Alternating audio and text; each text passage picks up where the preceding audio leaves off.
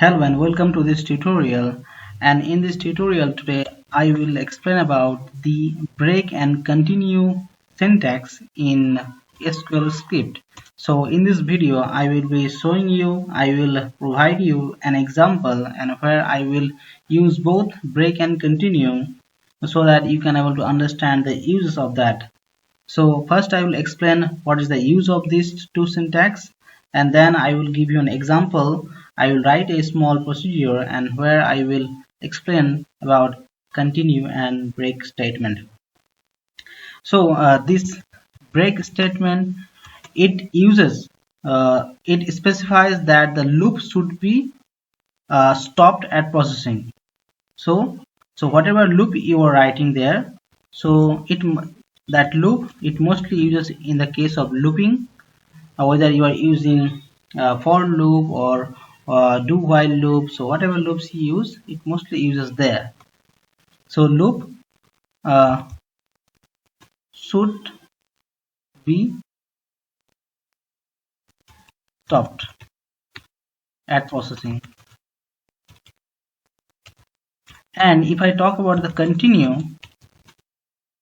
so it specifies that the loop should stop processing at the current iteration. So when I will give you the example, so you can have a overview on that. So we use that, so it will stop the current iteration. So what we'll do, we'll stop the current iteration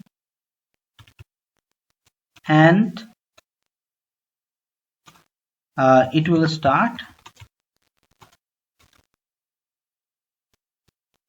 the immediate next processing, the immediate next processing. So we will show you in an example now, so that you can have a overview on that. So first I will write a example procedure. So create procedure and proc,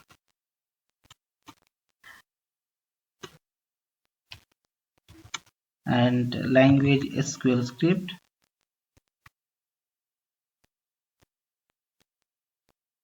and then reads SQL data, and so for that I want to use a variable called x.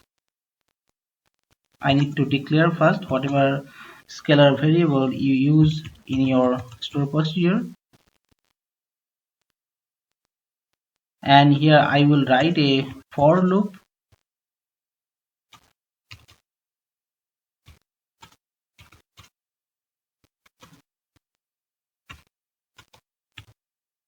and within this for loop I'm going to write and for loop ends with always end for, and if always ends with end if.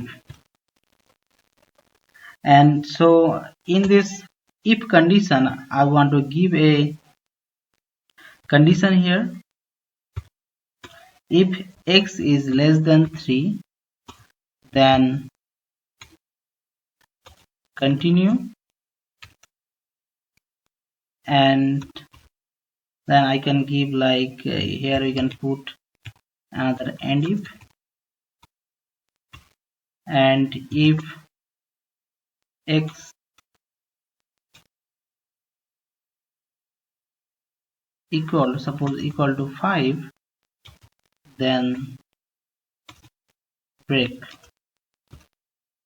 and this also ends with end if.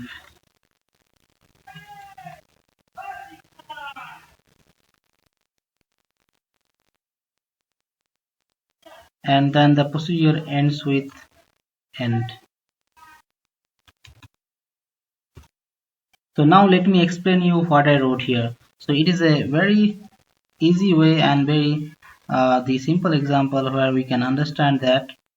So we use break and continue mostly in the where we're using any loop. Like I've given an example for loop.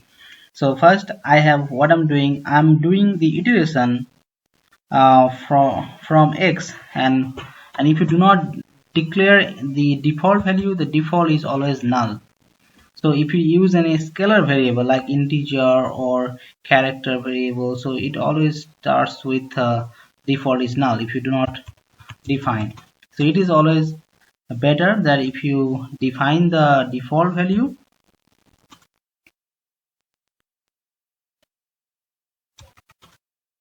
default equal to 0.